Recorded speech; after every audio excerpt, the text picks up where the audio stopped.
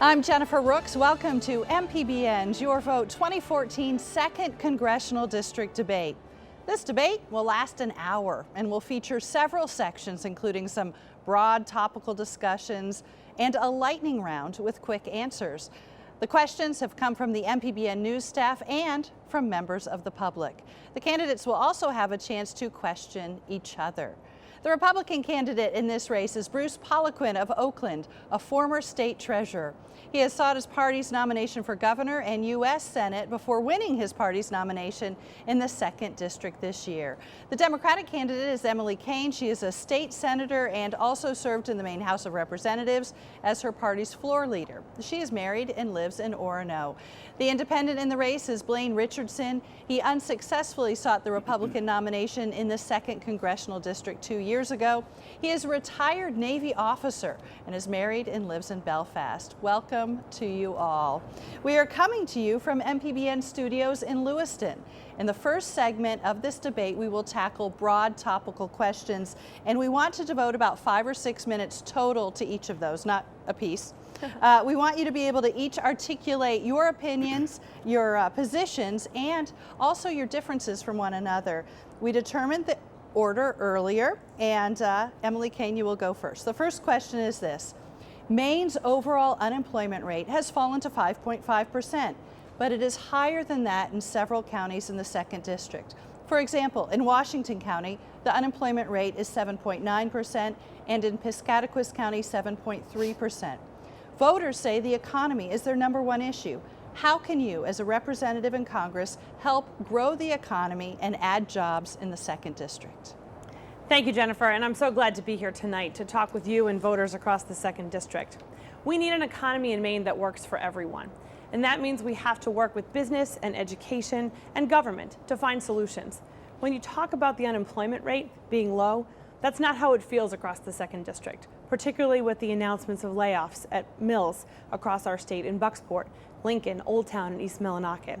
What those families are going through right now is heartbreaking, it's scary, and it's causing an economic anxiety across the whole district. But for me, as I've traveled through all of the counties in the 2nd District so many times over the past year and a half, there are bright spots that provide solutions when we talk to and listen to real business owners across our state. For me, it was just a few weeks ago when I earned the endorsement of United States Senator Angus Cain. Senator King and I toured Auburn Manufacturing in Auburn, and we met with Kathy Leonard, the owner of that business. She's growing a traditional Maine business in textiles, in fabrics, fire-resistant fabrics, and turning it into a business for the 21st century by combining research and development with work from the federal government, state programs like the Maine Technology Institute, something that I've worked to support over the years. And she's coupling that with that traditional industry, support for her workers, and an international market. She's the right kind of business leader that when I'm in Congress, I'll be listening to and thinking about as I work to build the economy. But more than that, for the past 10 years, in my role as House Chair of the Appropriations Committee and as the Democratic leader, I'm the only one in this race who has worked across the aisle to lower taxes for small businesses and for Maine families. I'm the only one in this race that has worked across the aisle to cut more than $4 billion in state spending, which is an important way we keep our state on track. And to do that more than 20 times, 24 to be exact, by working with Republicans, Democrats, and independents to balance those budgets. That's the kind of leadership we need, leadership that focuses on Maine businesses, Maine leadership, and that knows how to work across the aisle. All right, thank you, Emily. Blaine Richardson, how can you, as a representative in Congress, help grow the economy and add jobs in the 2nd District?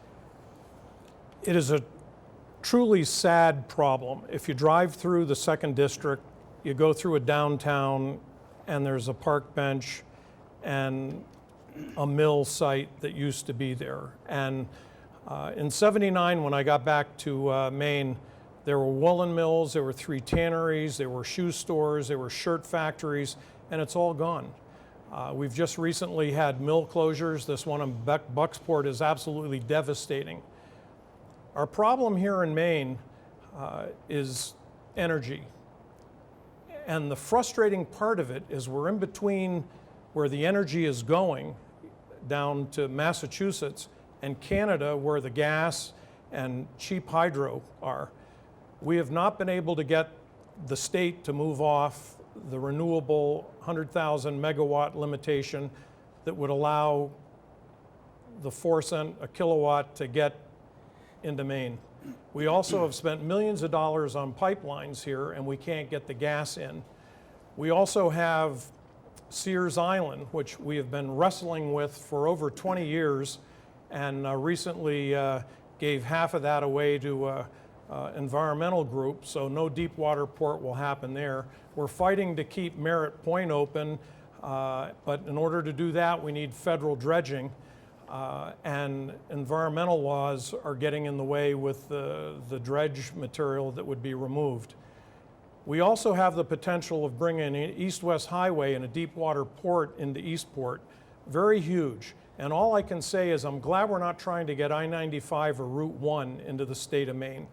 To have an east-west corridor with the middle part of America and Canada, where 90% of heavy industry happens in North America, would be a godsend to the northern economy of Maine.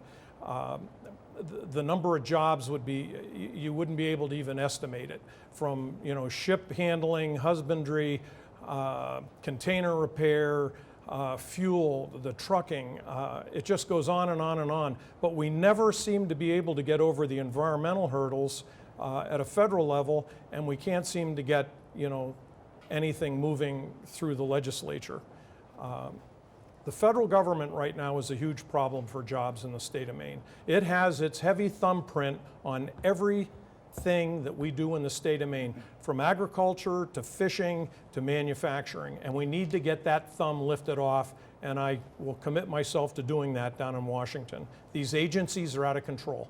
All right, well, Bruce Poliquin, the same question to you. How do you help grow the economy and add jobs in the 2nd District? Thank you, Jennifer, for asking. Excuse me. I'm a 3rd-generation Mainer. I grew up in central Maine from a working-class family. My dad was a school teacher, Mom was a nurse. I remember when I was much younger, and the folks that I grew up with in central Maine, if they showed up on time and they worked hard and they were honest, they could get a job. I remember my grandmother made some of the finest shirts in the world down at Hathaway Shirt Company. That mill is now closed. My late brother worked at the Cascade Woolen Mill in Oakland. That's closed. My best buddy's dad across the street on Violet Avenue was a machinist at Scott Paper Company. That's closed in Winslow.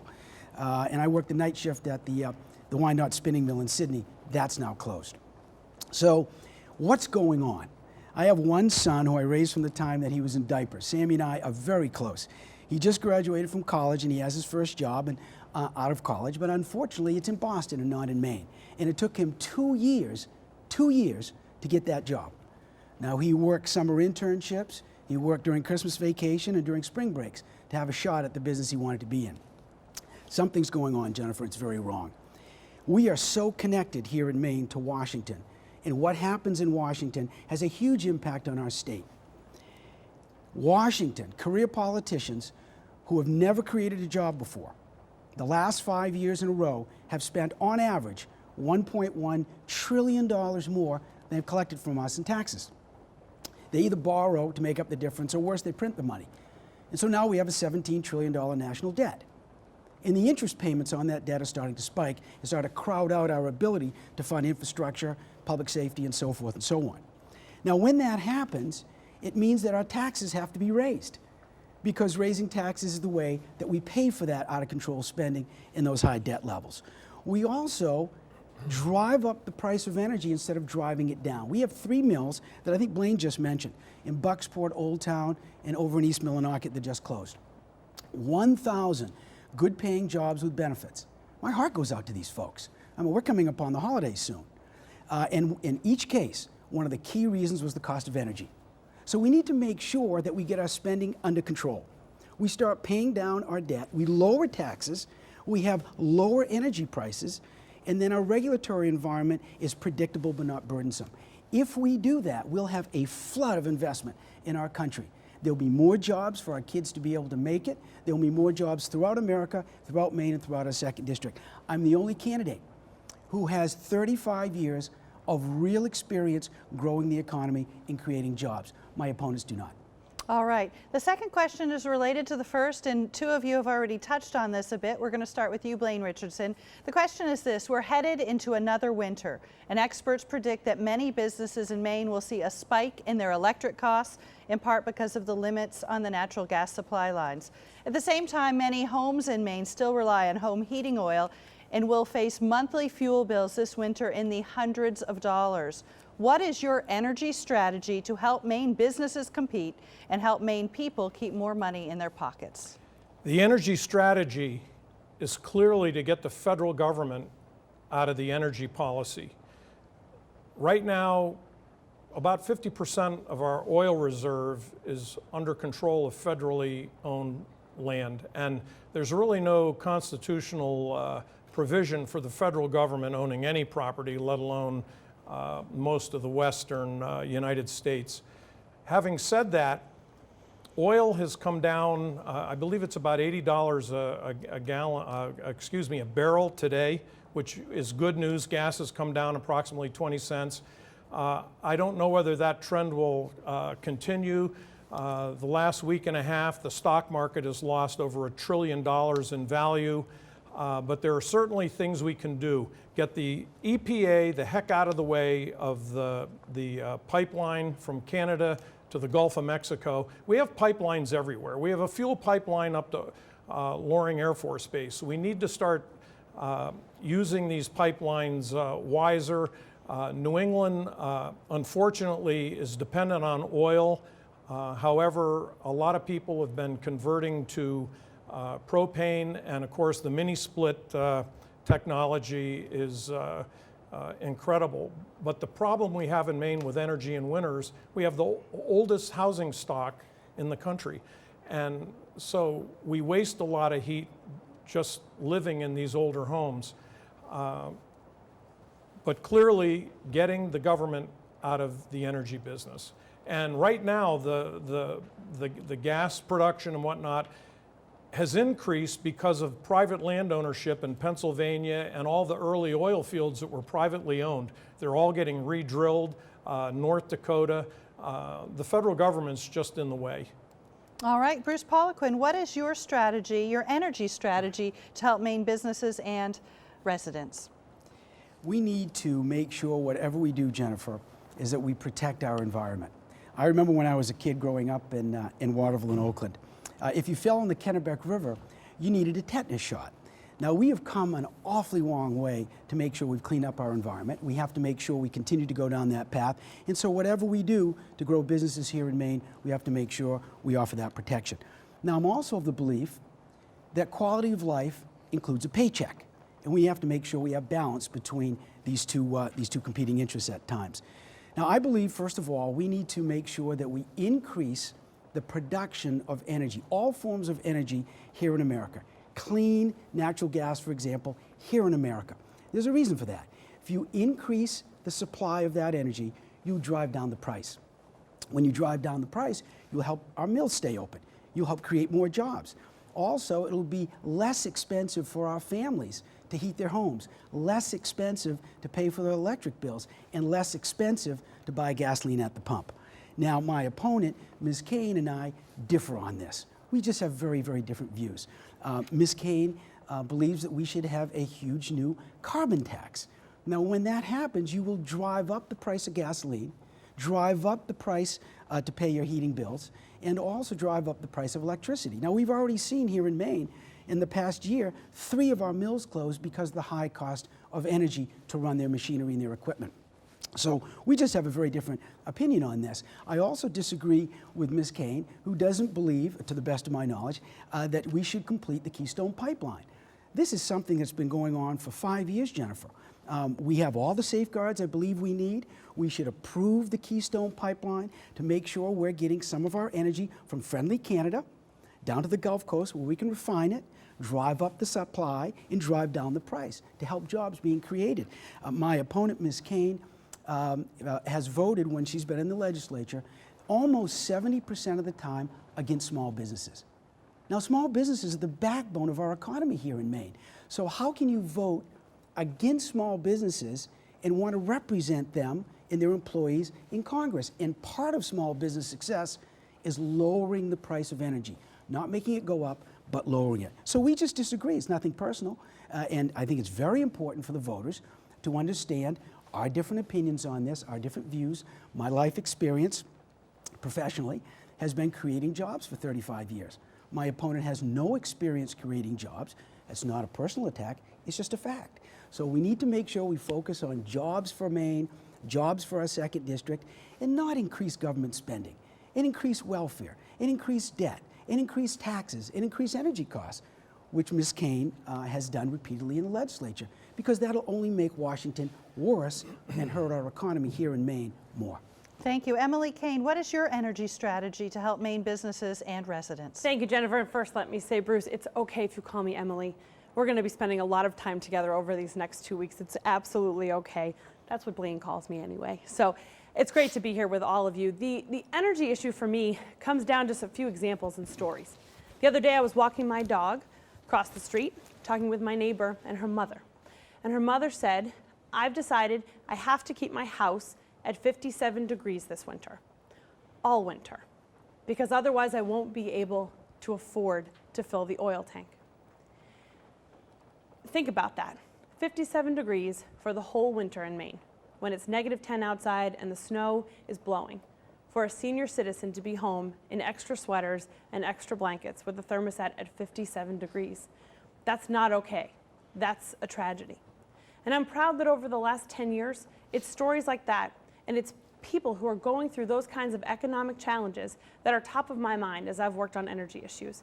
I'm proud to have supported the Regional Greenhouse Gas Initiative, something that right now has saved Maine businesses and families more than $250 million in energy costs. And when we think about where we're going as a state when it comes to energy, I think about the students I met a few weeks ago in Presque Isle at Northern Maine Community College. They're in the wind tech program. They want to be the guys who climb the towers and fix the windmills. I asked them why they were in this business. Why did they want to do that job? And one of them said to me, you know, besides I like to climb things that are really high, he said, you know, I like the idea of having a job right here in Maine. That's a good job. That's also about clean, renewable energy. That's the kind of future we need for our state. We need to make sure we're taking steps like I have and take real votes like I have to expand access to natural gas for right now. But we also need to make sure that for the long run, we're investing in renewable sources right here in our state that will actually create jobs, like offshore wind, onshore wind, tidal, solar, things that will really make a difference in the long run. As a member of Congress, my focus will be the same as it has been for the last 10 years, and that's to lower the cost of energy for Maine families and Maine businesses. I have the record that shows I can do that, and I have the skills to work across the aisle to make sure it actually gets done. Bruce Poliquin, the third question goes to you first. Most of the provisions of the Affordable Care Act, including the health care exchanges it created, have now been in place for almost a year, so we're getting a chance to see how they work in the marketplace. Would you make changes to the Affordable Care Act? And if so, what would they be? Yes, I would, Jennifer. Thank you for asking the question. First of all, there's been a very unfortunate event that was announced today, and I'm sure some of your viewers saw it. About 3,300 of our fellow Mainers will now be losing their health insurance policies because of Obamacare. This is incredibly hurtful. We have a national Affordable Care Act, Obamacare as they call it, that is putting undue pressure and strain on our business communities and on our families. Now, one of the issues that we're seeing under Obamacare is that moms and dads who are responsible for taking care of their kids and making sure they make health care decisions for their kids and their aging parents are losing their health care plans, like the 3,300 that were announced today. Now, these folks that are losing their health insurance are losing them through the small businesses that employ them. Last year, roughly 10,000 individuals who buy policies on their own lost their health insurance. So it's just not fair, Jennifer, when you have large corporations and you have unions that have been given waivers from the Obamacare mandates, but you have small businesses and individuals in Maine who are losing their health insurance as a result of that. And when they lose their health insurance, they also lose their doctors for the most part, and sometimes the hospitals they can use. My son, Sam, is asthmatic, and he was diagnosed that when he was age 3. It is critically important for our family to make sure Sammy was insured by our health insurance policy, and also he had continuity with his pediatrician for about 12 years. It is just not fair that families are losing their doctors, their health insurance plans, where other folks are receiving waivers. Another example of this would be I think, make the point I'm trying to make. There's one of our terrific employers up in Surrey on the way to MDI called Westmac. They make high-end boats. And they're a terrific company with a backlog for their excellent product. I was talking to one of the owners not long ago, and they're at about roughly, and I may not get this exactly right, about 45, 46 employees. And because of the backlog they have, they want to reach 85 employees in order to meet the demand of their customers and not lose their customers. In order to go from 45 to 85 employees, they would then come under the expensive mandates of Obamacare. And it would be too expensive for them, and they cannot get there. So there are parts of the Affordable Care Act that are killing jobs. For example, once you reach that 50 worker threshold, you now have to apply, or rather comply with those expensive mandates. If you work 30 hours or more per week, then you also come under the expensive Obamacare mandate. So what are businesses doing?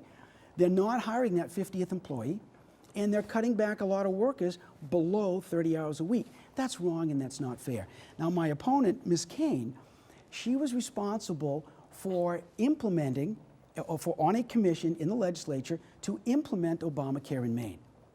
Beyond that, she believes in a complete government takeover of our healthcare system, much more extreme than Obamacare. This does not fit what's going on in Maine. It's not right. It's hurtful to our families. It's killing jobs. So we need to change the parts of Obamacare that are killing jobs and keep the things that work, like making sure that folks can be insured for pre-existing conditions, like Sam with asthma. But I disagree with my opponent, who just has a very extreme view of a government takeover of our health care, which is limiting moms that make the health care choices they want to make, or moms and dads, for their kids. All right, Emily Cain, would you change anything in the Affordable Care Act, and if so, what would you change if you are elected to Congress? Well, absolutely. Let's start with the fact that the rollout of the Affordable Care Act just over a year ago, or about now, a year ago, was a disaster. And it caused a lot of frustration and a lot of really people who were infuriated in businesses around the state as they tried to navigate what was an overly complicated system. And that's what it comes down to. It's a complicated system, and it requires people who understand how to fix those kinds of problems. But what has Congress been doing for the past few years to try to fix it? They've been voting to repeal it over and over and over again, something that consistently for the past several years Bruce Poliquin has advocated for, when that's not really a solution. What it requires are leaders who are willing to dig into those challenges. And I'll give you an example of where I've done that. 2 years ago, I learned that under Maine's health insurance laws, you could not be covered for your cancer treatments if you required your chemotherapy in the form of a pill rather than intravenously. This was costing Maine families thousands and thousands of dollars a month, and we knew it, and every time the bill had come forward, it just was too hard to get through. I spent 2 years working on that bill, working with the families, working with the patients, working with the insurance companies to move it through the legislature.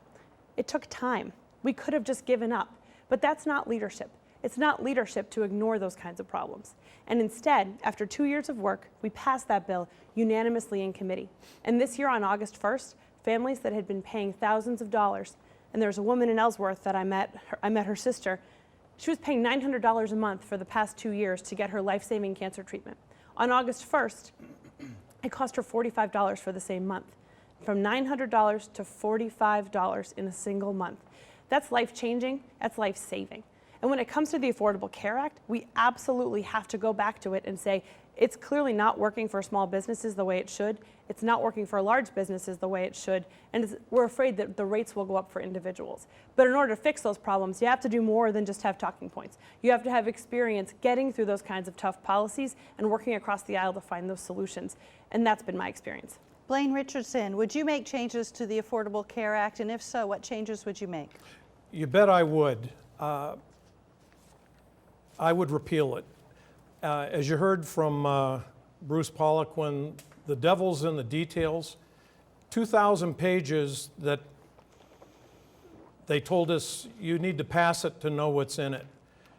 When the average income is $21,000 to $24,000 in the second district, the policies that are being written now have $5,000 to $6,000 deductibles. Do the math. People aren't going to use these insurance policies. It's an absolute problem. It needs to be simple. If it was a good program, it would have gone off well. We wouldn't have had the computer problems, and they still have the computer problems. Unfortunately, it's not on the radar screen anymore because of Ebola and all these other world issues that are occurring, but this is a serious problem. It is going to take down our economy. And make no mistake, there is a real solution here, and it's private medical health care through insurance companies, the receiver, the provider, get state government out of the insurance business, get the federal government out of the insurance business, and tort reform. Everybody has their fingers in healthcare. You look at the insurance companies, they have billions of dollars in real estate, which doesn't fix an asthmatic child. The whole thing just grew up, blew up, and is out of control. But there's no way we want to go to a federal system. We can already see that they can't handle Ebola, they can't run the IRS, they can't keep NSA under control. The federal government is not the answer, and I sure don't want them in charge of my health care. Blaine Richardson, thank you. And that concludes the first section of our debate. We're going to take a quick break, and we'll be right back. This is a box that showed you a world beyond your own. It was just a box. But the world has changed, and so have we. And now the box can be almost any size or shape. And you decide what you want to see. Anytime, any place. Break out of the box with PBS. We're with you for life. MPBN's Your Vote 2014 website offers you Maine's most complete political resource, including in-depth candidate profiles and interviews from MPBN's award-winning radio news programs, and a comprehensive grid that easily allows you to compare where each candidate stands on the key issues, plus all of our Your Vote 2014 televised debates available for streaming 24/7. It's all online in one spot, mpbn.net/yourvote. And welcome back to MPBN's Your Vote 2014 Second Congressional District Debate. This part of the debate, this next segment, features your questions. These are questions submitted from members of the public, and we want to thank everyone who submitted questions. And again, we're going to start with Emily Cain. The first question is from Sid in Bangor. Sid writes, I am a medical professional and I am concerned about the Ebola epidemic in Africa and its spreading to other countries. I don't think we are ready to handle this serious disease. What should the government be doing to prevent the spread of Ebola? Why haven't the resources been used to develop a vaccine? Thank you, Jennifer. This Ebola crisis is scary. It's frightening. I'm worried about my friends and family who may be traveling around the country. And it's very clear to me that the Obama administration has not done enough. I saw some of the hearings this morning with the CDC director, Tom Frieden, and it was very clear to me that they are not ready and that we are behind the ball when it comes to making sure we're ready to not only do the screenings that we need, but also make sure people who are affected get the treatments they need. I support closing down flights to the U.S. and closing down flights, period, from countries that are dealing with this disease and this crisis. We need to make sure we stop the spread of Ebola in its tracks, and we also need to up the screenings at airports. It's the right thing to do to make sure we stop it now before it spreads and gets worse. It's very scary, and it's something I'm keeping a very close eye on. All right, Blaine Richardson, what should the government be doing to prevent the spread of Ebola, and why haven't resources been used to develop a vaccine? Well, clearly there is no leadership on this issue in the country, which should gravely concern every citizen. This is a deadly virus. It doesn't care who you are, how much money you have, what race you are, what station in life you are. It's 70 to 90% fatal, and the federal government and the hospital and medical system has resisted having a strategy for this virus. Interestingly enough, OSHA wanted to push protocol for infectious diseases like Ebola, and there was a lot of pushback from the hospital associations. I saw that on Fox News today, and I find that a little alarming, if nothing else, a little elitist. It concerns me greatly. My mother had polio. She was one of 2 kids in Nashua that had it and survived. The solution is not going to clearly come from the federal government. They have no protocol. The story keeps changing. Thank you. Thank you. Bruce Poliquin, what should the government be doing to prevent the spread of Ebola? This is a very serious matter. I agree with my opponents. You know, this is a deadly disease. It's highly infectious, and the administration has completely dropped the ball on this. My judgment at age 60 is a lot more mature than it was when I was in my mid-30s. We have some very, very serious issues that we're facing in this country. And when it comes to this disease, I believe that we must absolutely stop the travel coming from West Africa to where where these infected individuals are coming from. We must do everything we can to help them over there cure this, but also we must secure our borders. This becomes a health, not only a national security issue, but also a healthcare issue. And here's an example where I just differ from Ms. Cain. She believes in amnesty for students that are here illegally. I don't. This is our country. We need to make sure we control our borders so we know who's coming in. It's not only a jobs issue, it's a public health issue and a national security issue. And we just disagree on that. I don't believe we should give amnesty to folks who are here illegally. Emily, I'm going to give you a few seconds to respond to that. Thank you, Jennifer. You asked a serious question about Ebola, and what you got was a typical political response, a personal attack, just like we see down in Washington, D.C. right now. I do not support amnesty. I have never supported amnesty. I do support the opportunity for kids who were not brought here, by their parents, by not their own choice, to have the opportunity to take steps through service, to earn citizenship and get an education and have the American dream. Okay, but this is a serious question, and it should not devolve into personal attacks. We're going to move on to our second question from the public. This is from Jane in Farmington. She writes, I am 91 years old and I don't know what I would do without Social Security. I don't hear the candidates talking about the ways that they would work to protect this program that helps millions of Americans just like me. How will they protect Social Security for future generations? Blaine Richardson. First of all, I get to Washington, rest assured we'll find a way to fund Social Security for all the individuals that have paid into it. I want to be very clear, it is not an entitlement for those individuals that paid into it. It is something that they invested in, and they have every expectation to have that promise met by the federal government. Having said that, younger generations, we need to find a strategy for them. I don't trust my federal government. Clearly, they took the money out of the Social Security lockbox. I have no reason to believe that in the future they'll put the money back in. We need to develop a strategy, an investment strategy, a form that allows the individual to make a savings account or a portfolio that will allow them to have control over it instead of the federal government.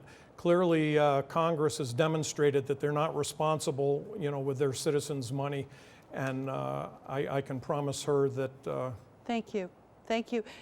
Jane in Farmington, what would you tell her about her Social Security? Bruce Poliquin. This is a very good question. Jane, when I'm in Congress, you will have someone who understands this issue very well and will protect your Social Security and your Medicare benefits.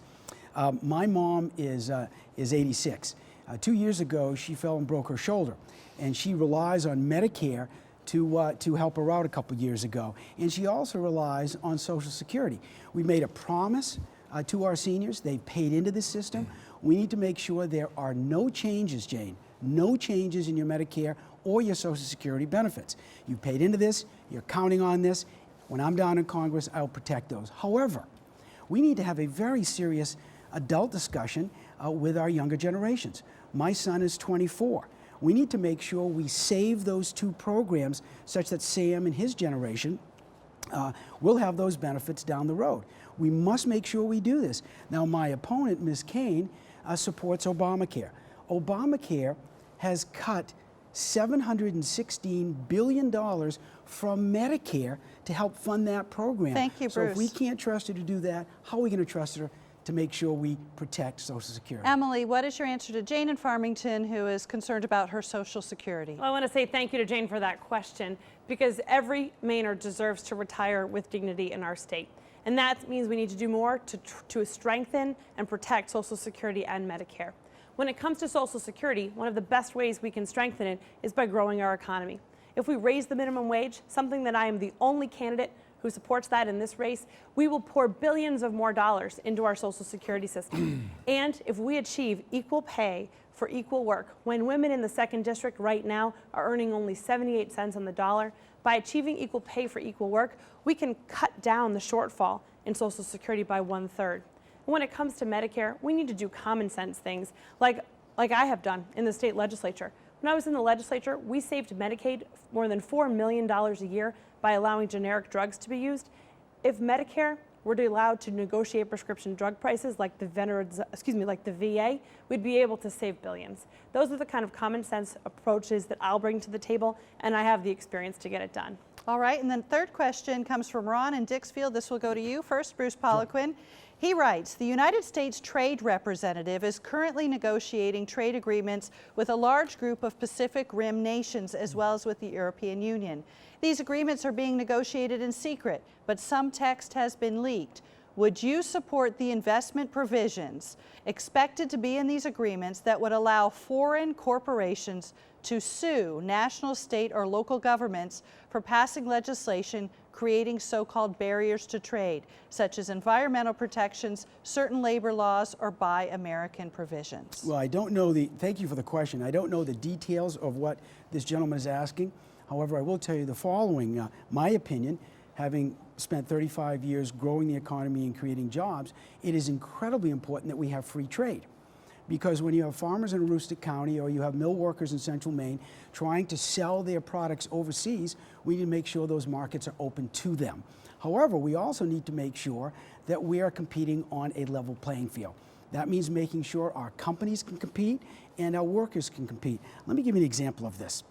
One of our terrific Maine companies is called Wyman's of Maine. They process frozen blueberries, wild blueberries in down East Maine in the Cherryfield area. They opened a new plant a short time ago, but it's not in Washington County. It's in Canada, in Prince Edward Island. And the reason for that is because their tax rate is 31% in Canada, but it would be 51% in Maine. That 20% difference does not create a level playing field. We need a level playing field with regulations, taxes, and trade to make sure we in Maine can compete with the rest of the world. Thank you, Bruce. Emily Cain, would you like me to repeat the question? No, that's fine. We need fair trade deals that put American workers first and that protect American jobs and allow us to compete on a level playing field. The reality of the free trade that Bruce Poliquin supports for Maine, that has meant we have exported jobs and imported unemployment checks. I'm tired of it. It's not okay. Negotiating these trade deals in secret is just code for making sure they're not in the best interest of the American people and the American economy. I think it's wrong. We need to make sure there's more transparency in this process, and when it comes to the freedom of states to pass laws, and I have personally stood up in particular on the Kids Safe Product Act, something that seeks to get the toxic chemicals out of kids' toys, the toxic chemicals that we can't even see or taste out of our water and out of our environment. Those are harming the health of Maine children and Maine families. We must be able to put a stop to them at the state level, and the only way to do that is to bring more transparency and to stop the exporting of American jobs and American way of labor and environmental standards. All right, that last to you. Blaine Richardson, would you like me to repeat the question? No, I'm in sense that, number one, it's being done in secret. Number two, that foreign entities would be given any preference under our Constitution.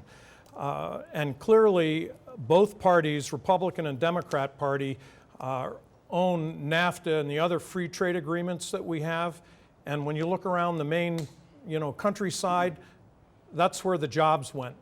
The free trade agreements didn't work in our favor, and it killed Maine companies, killed them. The shoe companies left, the woolen mills left, the tanneries left. free trade has never worked in our favor. And at the end of the day, the people that are making these secret agreements are the only ones that will benefit. The Maine worker, the American worker, can not tolerate amnesty and 14 million people coming in while we have foreign entities that are taking our jobs away. I just can't stand it. The Second District is dying as a result of NAFTA and free trade. All right, so this is another section of the debate. This is when you all can ask each other a question. Each of you will be able to ask one question of either of your opponents. You'll have 20 seconds to ask the question, so please keep it brief. 1 minute for an answer, and there'll be a chance for a short rebuttal. And Emily Cain, you're first. Thank you, Jennifer. I choose to ask my question to Bruce. Bruce, it is well known and well documented that you own 10 acres of oceanfront property worth almost $2 million off the coast of Maine. In fact, it's been called one of the most valuable pieces of property in our state. But in 2010, just before you became our state's treasurer, you bent the rules and you used a tax loophole to pay only $21 in property taxes on that 10-acre oceanfront property. How do you explain that to the working men and women across the Second District who right now are getting their property tax bills and are not sure how they're going to afford to pay them? Thank you for the question, Emily. I appreciate it. My opponent is airing false allegations about my record when it comes to taxes. I'm in the real estate business. I've been in the real estate business longer than Emily's been in Maine. And I have taxes, I have real estate property throughout the state. I have always paid all of my taxes in full, always. The piece of property that Ms. Cain is talking about, I've paid thousands of dollars in taxes, and she knows it. But you know what happens in these political campaigns, which is unfortunate, is that I am trying to make contrast between Ms. Cain's record and what I would do representing you down in Washington. Well, what she does is she levels personal attacks. That's what happens when you get career politicians. They don't like to defend their record, which is killing jobs, and so they come after you personally. So I think it's disingenuous, Emily, and I think you should take those attack ads down because they're false. Emily, would you like to rebut that? Well, the truth is that that's the facts. And if we want to compare attack ads, you can just look online right now. You can go to your TV, maybe even airing on another channel right now, and see that the ads Mr. Poliquin has been airing against me have been called vile and disingenuous. The truth about my record is I'm the only one in this race who's actually voted and negotiated to lower taxes for Maine people, to lower energy costs, and to make sure we make health care more affordable for our small businesses. Those are the facts. I stand by my record, and I'm proud to have served the people of the state of Maine for the past 10 years. Blaine, Jennifer, may I? May I respond Very to that, briefly. please? I want to make this very clear to Emily and her agents that I have always paid all of my taxes, all the time, in full. Now, what you just heard from Ms. Cain, and I hope everybody in our second district is listening to this, is she's taking credit for reducing taxes. One of the things that she says in one of her ads is that during the governor's first budget in 2011, she negotiated the largest tax cut in state history. That's completely false. She negotiated against those tax cuts that were included in the budget. And then once she didn't have the votes and the legislature passed the budget, she came out publicly and said, I hate those tax cuts. So here she is negotiating against them, which included, by the way, 70,000 of our poorest Mainers removed completely from the state income tax rolls. She negotiated against them. She's now trying to take credit for them because she's running for Congress. The people of Maine are sick and tired of the spin. They want honest people. I think, Emily, you should tell the viewers. Emily, can you respond in just a few seconds? Of I want course to keep I this can. on track. The difference is between Bruce and I is that I was there. I was in the room. I was at the State House late at night working on that exact budget. In fact, over the objections very publicly of my own party and my own caucus. That was a difficult budget, and I'm proud to have protected health care for more than 28,000 people in that budget, while at the same time lowering taxes for middle-class families, lowering taxes for businesses, and the truth is I was there.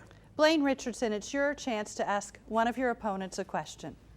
Okay, I'm just curious. My last 15 years here in Maine, I built 11 custom homes, and for sure signed a lot of paychecks on the front and actually created a lot of jobs, carpenter jobs, roofing jobs, foundation jobs. I'm just curious, Bruce, you always talk about how many jobs you've created. How many jobs have you created? Well, it depends which company No, you're how many talking jobs about. have you created? Well, I have been in the private sector, growing the economy and creating jobs for 35 years. One software company that I ran had 43 employees. One pension investment company had 85 employees. An aviation business that I helped fund had about a dozen employees, and so forth and so on. It's very important that we recognize that the most important issue in our second district are jobs. And I'm the only individual that has the record of creating jobs here in the state and elsewhere. We need to make sure that we get it right in Washington, because we are so tied to Washington up here in Maine. We need folks who are not career politicians. You know, business people, Jennifer, they learn how to negotiate, and they learn how to get the best deal they can and then solve the problem and move on. But career politicians like Ms. Cain, they bicker and they point fingers and they attack you when they don't like to disclose or talk about their record. We've had enough of that in Washington. That's why we're in such a mess. I want to go down to Washington to represent our second district and help fix the mess, not become part of it. Blaine, you have a few seconds if you'd like to offer a rebuttal. Well, I just find that curious. You call Emily a politician, and I'm not sure what you want to refer to me as, but you're certainly a Wall Street insider and contributed to the debacle and mess that required a huge national bailout and TARP, and you came back from New York with the spoils of the stock market. Certainly not. Blaine, thank you. I need to move along here. Okay. And Bruce Poliquin, it's your turn. Yeah, absolutely. I'd like to answer that question. Thank you. First of all, you see that my opponents, including Ms. Cain in her television ads, are attacking hard work. I scrubbed toilets and dug sewer lines and painted metal roofs to get through college. And after college, I started my 35 years in business. I am very proud of my hard work. One of the things that we, if I may, one of the things that we all want for our kids, Jennifer, is to be safe, be healthy and happy, and to work hard and be successful. Do you have a question for one of your opponents? I was not in New York when the meltdown was there, Blaine. In fact, I used my experience down in New York to come back to Maine as state treasurer to help address some of the most difficult fiscal problems this state has ever had. So I reject that. It's completely false. Yes. Do you have a question for one of your opponents? We're about out of time for this section, so go ahead and ask Emily or Blaine a question. Yes, I do. Emily, in 2009, you claim right now that you have a record of cutting taxes.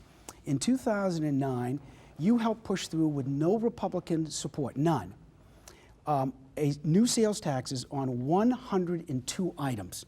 It was so bad that the next year in 2010, the people of Maine at the voting booth repealed those new taxes. 102 new taxes, going to the beauty parlor, repairing your car. What's your question, Bruce? I'm saying, how can you say that you support cutting taxes when the tax cuts that you pushed through in 2009 had to be repealed by the people of Maine? How can you say you cut taxes? That's just not true. It's interesting. The attacks that Mr. Poliquin is throwing my way about taxes, distorting my record, simply ignore the facts. In 2011, as the House Minority Leader, I not only worked with the governor on the issues like domestic violence and ethics, but I worked with Republicans in the legislature to balance tough budgets and to lower the tax burden, lower the income tax, lower taxes for small businesses. There are a lot of bills that come through the legislature. And as someone who has spent 10 years doing this work, and I think I'll take this moment to address the question of being a career politician. Maine doesn't have career politicians. Other states, New York, Florida, they have them. Here in Maine, our entire state is built on people who show up to do public service, whether it's to be a volunteer firefighter, to be on your library board, your land trust, to be on the town council or on the school board. All of those voices are important to solving our problems. For me, my record in the last 10 years is clear. I have negotiated and voted to lower taxes.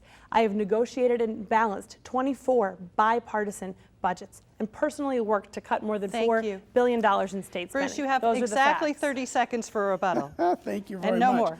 Well, here's a classic example of a career politician who's always had a paycheck from the taxpayers, who has never created a job, now trying to reinvent herself and her record to run for Congress.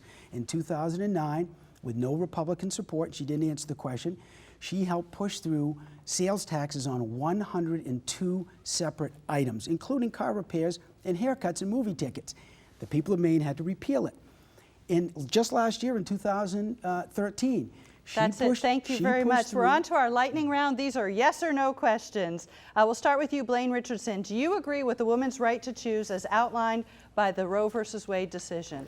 Roe Yes or versus, no? Roe versus Wade is the law of the land. However, my personal conviction, life begins at conception, period. Bruce Poliquin. This is the law of the land. I am a pro-life Catholic. I raised my son from the time he was in diapers. Yes or no? And I am proud to make sure that I believe in life, and I do. Emily Cain. Thank you. I'm a pro-choice Catholic, and I believe women should always be able to make their own health care decisions. Bruce Poliquin, would you support raising fuel taxes to fund needed road and bridge repairs and improvements? No, we need to Emily lower Cain, would taxes you, and not raise them. We really need yes or no answers. Would you support raising fuel taxes to support infrastructure improvements? It's not the right approach right now. Blaine. No. Should local law enforcement agencies, Emily Cain, be allowed to use surveillance drones? Not without a warrant. Blaine Richardson. No. Bruce Poliquin. No. Blaine Richardson, do you believe climate change is in large part caused by man's activities? No, it's the natural Bruce. occurrence of the world. Bruce Poliquin. There are temperature changes that have been going on for a long time. Man-made activity has something to do with it. We need a balanced approach to deal with Emily it. Cain. Yes, climate change is real. Bruce Poliquin, should the United States further reduce its number of military bases? We ought to look at all spending at the federal level. Yes. Emily Cain. Yes. And Blaine Richardson. It needs to be studied. All right. Emily Cain, would you support allowing so-called tar sands oil from Canada to pass through a pipeline in Maine for export? No, we need to focus on renewable sources Blaine here. Richardson. Yes, I would. And Bruce Poliquin. This is a state and local issue. This is not a federal issue. We need to make sure that we increase production So is that yes or no? Yes. of all of our energy resources. Blaine Richardson, do you support the U.S. decision to do airstrikes against ISIS? Yes. Bruce Poliquin. We need to do more than that. We need to defeat this Emily menace. Cain. Yes, I do. And Emily Cain, do you support, thanks Blaine, do you support term limits for members of Congress? No, I don't. Blaine Richardson. Yes. And Bruce Poliquin. Absolutely. All righty, that's the end of the lightning round, and we're moving on to closing statements. Each candidate will have 1 minute to speak directly to the audience. We determined the order before the debate, and Bruce Poliquin will go first. Thank you very much, Jennifer. This country is on the wrong path, and everybody knows it. We have too many politicians in Washington who have never created a job. Like my opponent, Ms. Cain, they wastefully spend our tax dollars. They drive up debt, like the $500 million hospital debt that was just paid back here in Maine. They expand welfare to folks that were able-bodied instead of saving it for those who truly need it, and they tax us to death to pay for it. And to make matters worse, they bicker and they point fingers and they drive up the cost of energy. So it costs more for your electric bills, more to put gas in your tank, and more to heat your homes. Ms. Cain promotes the same extreme liberal policies as Nancy Pelosi. It doesn't fit in Maine. She's much too extreme for Maine. I look forward to serving in Congress. I'll take my 35 years of business experience creating jobs and growing the economy to try to fix the mess in Washington, not become part of it. And I'll work with Republicans, Democrats, and Independents, anybody, to make sure we get it right. On November 4, I ask you to go to the polls and bring your parents, Thank you, and bring Bruce. your co-workers, and vote for Blaine Bruce Poliquin for Richardson, Congress. it's your Thank turn you. for a closing statement. Thank you very much. Thank you. As your representative, I will uphold every aspect of the Constitution. I will do whatever it takes, work with any party to create opportunities and bring jobs to Maine's 2nd District. I will not compromise on our national security, and I will answer all threats to this country. I will not compromise your gun rights. I will not squander your tax dollars. In D.C., I will uphold the values that define Mainers. Independent people who believe in hard work, honest pay, and know what it means to live within a budget. As you can see, there are differences between me and the other candidates tonight. Emily Cain is a young leader and brings ambition to the table. But youth and ambition simply does not trump lifetime of wisdom and prudence. As for Bruce, all we see over the last 3 months are attacks and his willingness to put civility aside for the sake of getting elected. Those are certainly not values of the family of the Second District. I believe that the communities of the Second District need to be represented in Congress by a person who will not put Wall Street first, who will not put special interest groups first, and who will not put a political party first. Thank you, Blaine, Richardson. Emily Cain, you have 1 minute. Exactly. Thank you. For the past 10 years, I've been a strong voice for Maine's middle class and for Maine values in our state legislature.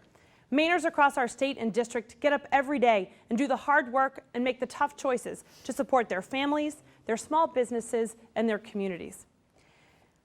As you've heard tonight, there are clear differences in this race. I bring optimism, energy, Maine values, and a proven track record over the last 10 years of working across the aisle with Republicans, Democrats, and independents to face our state's toughest challenges and get the job done. I've done that to lower energy costs, to lower taxes, and to make sure we're protecting our seniors so they can retire with dignity in our state. The other choice in this race is someone who time and again is known for bending the rules and rigging the system to benefit himself. We've had enough of that in Washington.